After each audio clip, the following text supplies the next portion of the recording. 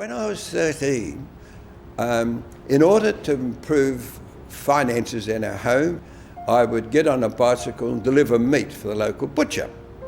He got a motorcycle with a sidecar. Now, when you're driving along straight, it's all right. However, he turned a corner and he tipped the whole lot over, me underneath it. And of course, I was out cold. I was taken to the doctor's surgery where they said he's dead.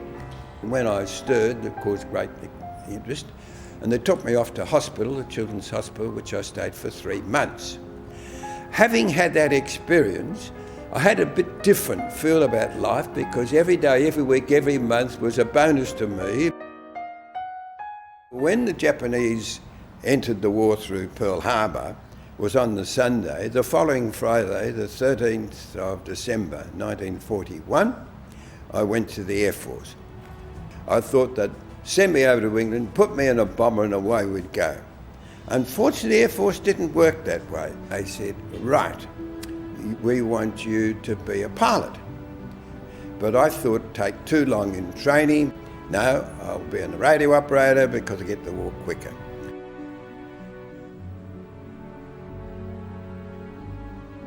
One of the things I did at NIL, I got involved in the link trainer. A link trainer is a device that's on the ground where pilots learn the skill of flying blind, as if it's nighttime and there's no moon, and therefore you've got to fly by instruments. And if you don't do that, you're finished.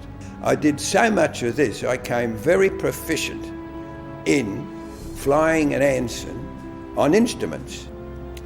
That really saved my life because on a detachment from NIL to Mount Gambier, or tried to fly north to Renmark, but unfortunately the navigator, when he set his compass, put red on black, and therefore we're heading south and not north.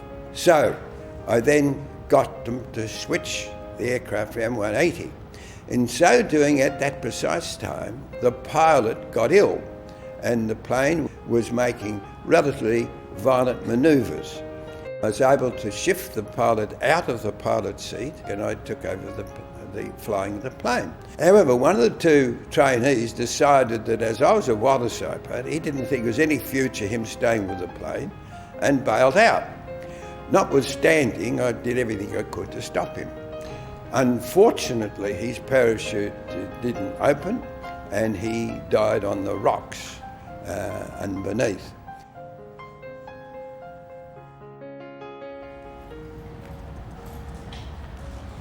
Our first operation was to go to Surabaya in what is now Indonesia.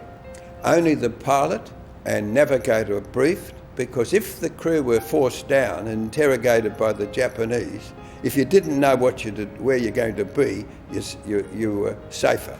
I was apprehensive, as we all were, and you could feel it in the aircraft, 9 of us, and we're all going in for the first time. And I then said, when I'm looking out at the blister, I see all these fairy lights, and I thought, God, this is like Luna Park, Skipper. He said, Stan, he said, they're the bullets you don't see. He said, the real one's going to hit you, you will not know it hit you.